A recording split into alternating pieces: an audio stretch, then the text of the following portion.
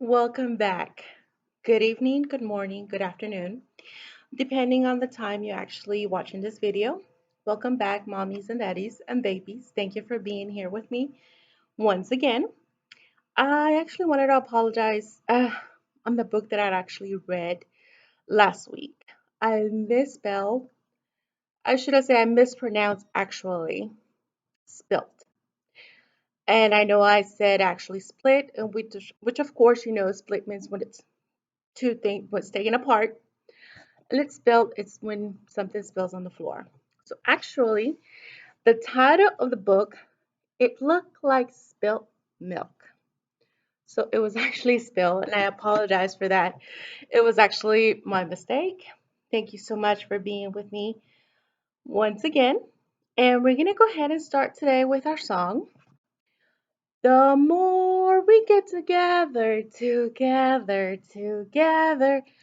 the more we get together, that happier we'll be. 'Cause your friends are my friends, and my friends are your friends. The more we get together, that happier we'll be. Yes! And of course, our new one, which is Skidamarinky Dinky Dink, Skidamarinky Doo. I love you. Skidamarinky Dinky Dink, Skidamarinky Doo. I love you. I love you in the morning and in the afternoon. I love you in the evening and underneath the moon. Skidamarinky Dinky Dink, Skidamarinky Doo. I love you. Yay! And now, mommies and daddies, we're going to actually go sing. And let's see who's here today. And of course, we begin with whoever the person's here today, if it's mommy or if it's daddy. And then, of course, we say the baby's name. And I'm going to go ahead and say, Mr. Sanya's here today. Mr. Sanya's here today. Clap, clap, clap your hands. Mr. Sanya's here today. And remember, always have that eye contact with your baby while you're singing so he can actually observe. Look at you in the eyes and look at your body movements as well, the body parts that you're moving along with the song. Well, today's book is actually it's called Mama, Do You Love Me? I actually love this book. Well, I love all the books actually. This is actually the front of the book, remember? This is the back of the book, and this is the spine of the book. It's never too early to go ahead and start talking about the book part, okay? And actually, this book it's by Barbara M. Juice. Hopefully, I'm pronouncing it correctly this time. And it's illustrated by Barbara Lavallee. And it's called Mama, Do You Love Me?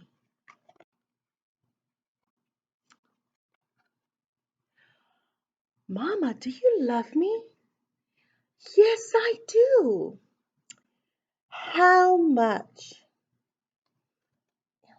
The mom is kissing her little child. I love you more than the raven loves his treasure. And of course, you see the raven here. It's flying up. More than the dog loves his tail. More than the whale love his spout. See that spout up there? The water's coming out. How long?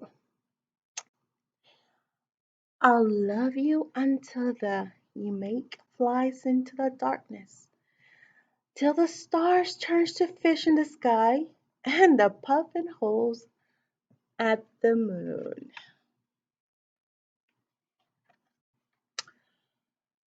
Mama, what if I carry our eggs are Parmesan eggs. And I try to be careful and I try to walk slowly. But I fell and the eggs broke. Then I'll be sorry. But still, I will love you. See that?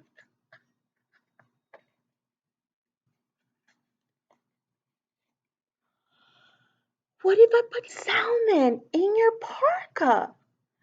Or mine in your mittens? And lemons in your muckles? Then I would be angry.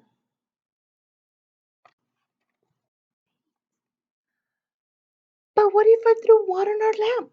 Then, dear one, I would be very angry. But still, I will love you. You see, mommy, no matter what you do, she's always.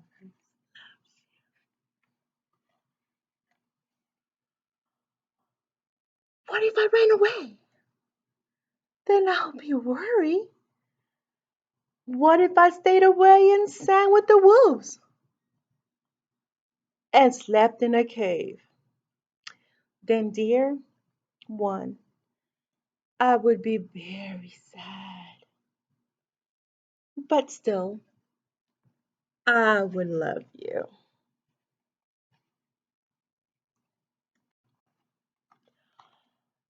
What if I turn into a musk ox?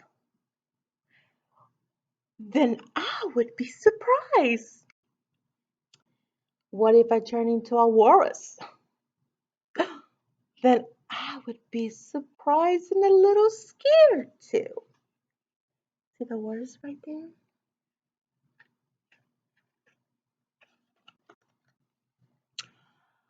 What if I turn into a polar bear and I was the meanest bear you ever saw? Roar. Oh, that's not how a bear says, but of course. What if I had a sharp, shiny teeth and I chased you into your tent and you cry?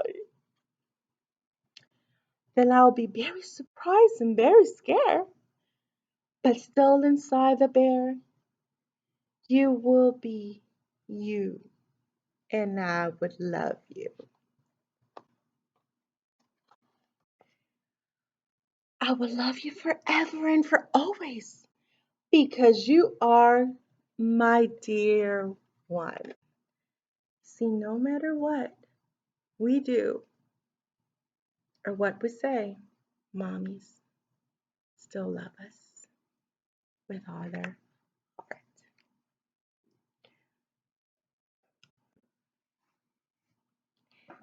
Thank you so much. We're still talking, actually, our theme is about family and home. And our family well-being pamphlet and the paper show that were in your folder, we have understanding your child's temperament. Well, temperament is a big part of your child's personality. It shapes how she responds to you, her environment, and everyday life. There are actually three basic temperaments types.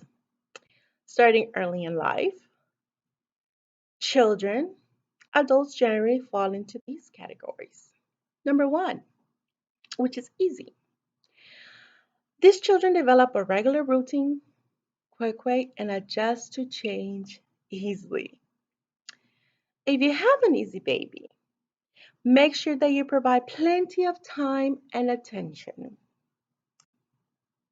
because she may not demand it.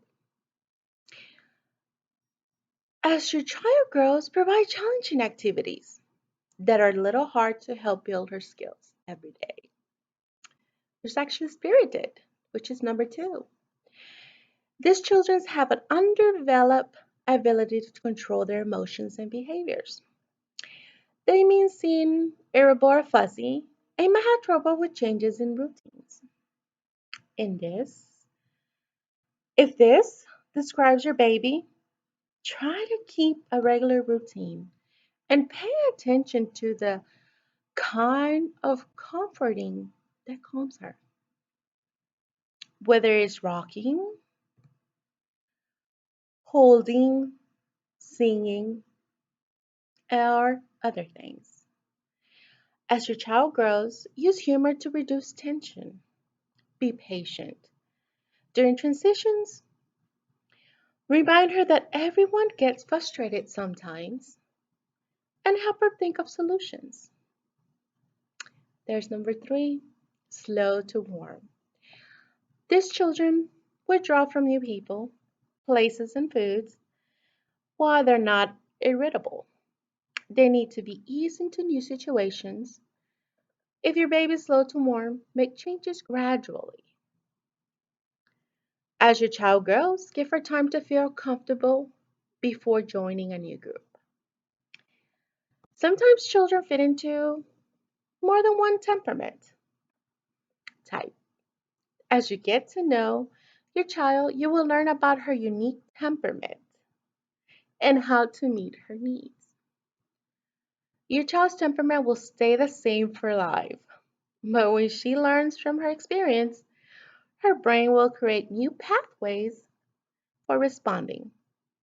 You can support her strength and help her learn to control her behavior or his behavior.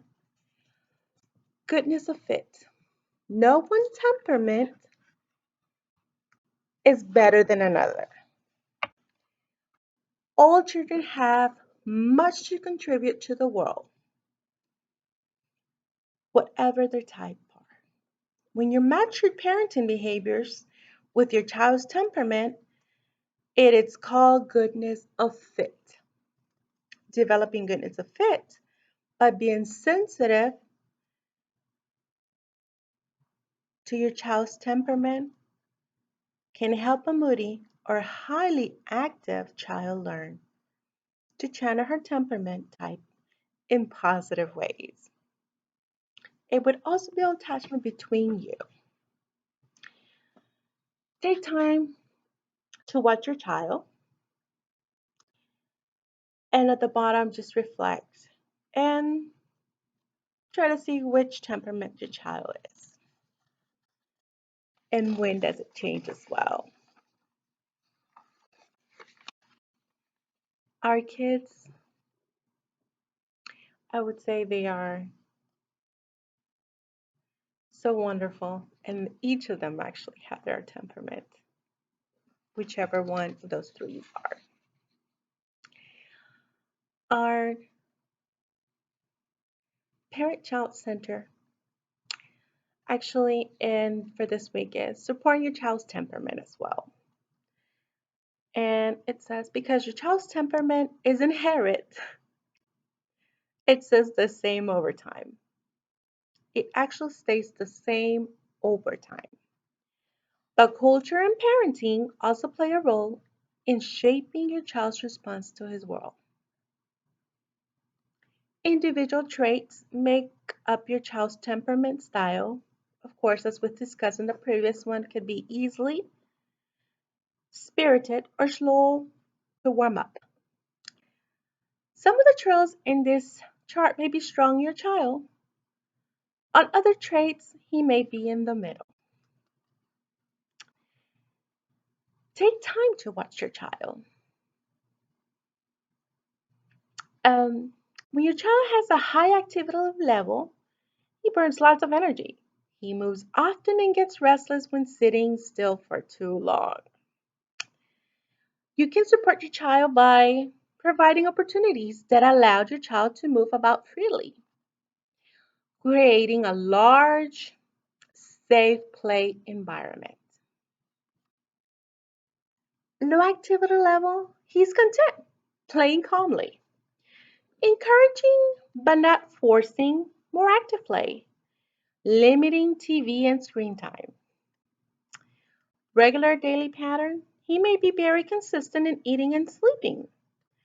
Explaining what would happen ahead of time and providing security in new settings.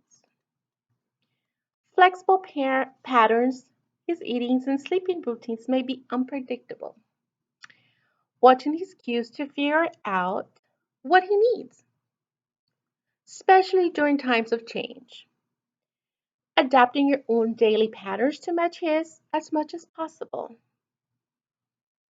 Low attention span, when he's able to focus on a task, shifting his attention when he wants to.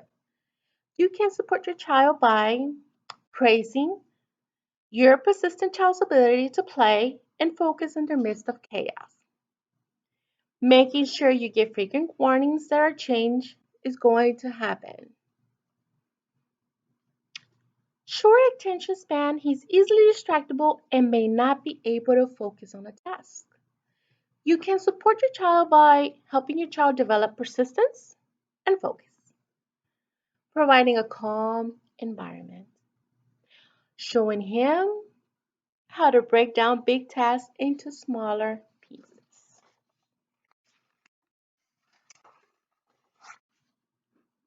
When your child has high sensory sensitivity, he might have strong reactions to temperature, clothing, noise, or foods. You can support your child by reading your child's cues and adjusting the environment so he is comfortable.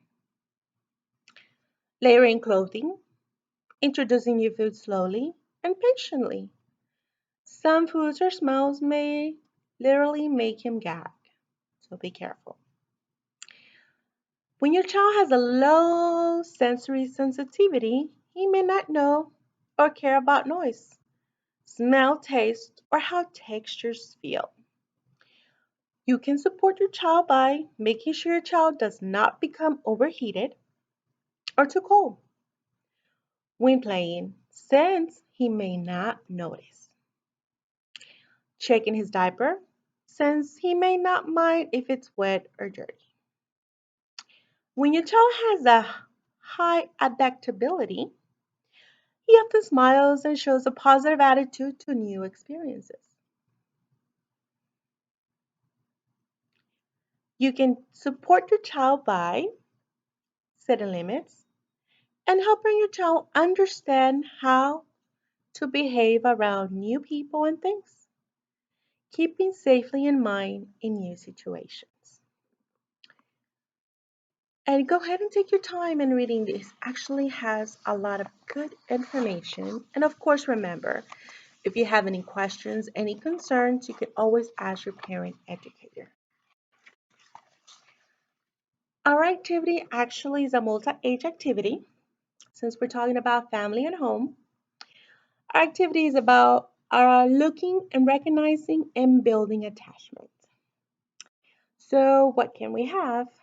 Pictures of important people in your children's life. We can use zip-top bags, baskets of books, 3 or 4 age-appropriate books, including one wordless book. From birth to 5 months, your baby sees when objects are between 8 and 14 inches from his face. To estimate this distance, cuddle your baby in your arms and notice how far it is from his face to yours. He likes to look at objects that have high contrast. Show your baby pictures of family members. Name them and explain who they are. Notice how your baby focuses intently on people around him. Do some facial features interest him a lot, like a mustache?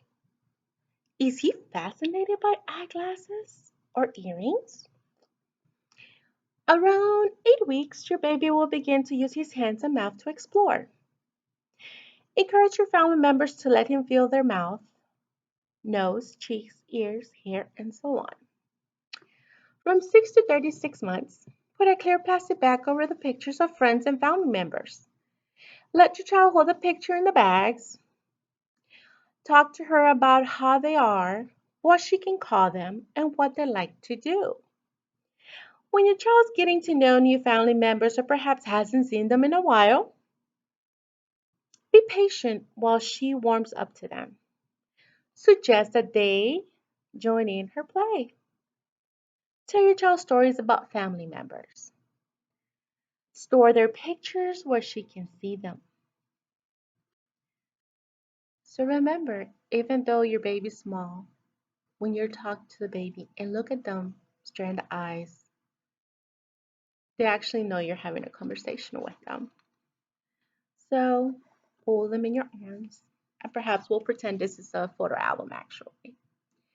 And you can just, look at your baby and say, oh, look, that's your big brother. Or that could be actually your cousin, depending on the family member. And just kind of, no matter what, show them, kind of explain to them what they're doing. And that would actually fascinate your baby. And that way your baby will begin to hear the family members' names. And you'll be amazed that when they see them, they are actually trying to remember. Thank you so much for being with me tonight, today, this morning. Until next time, have a good night. Actually, have a good day. Thank you.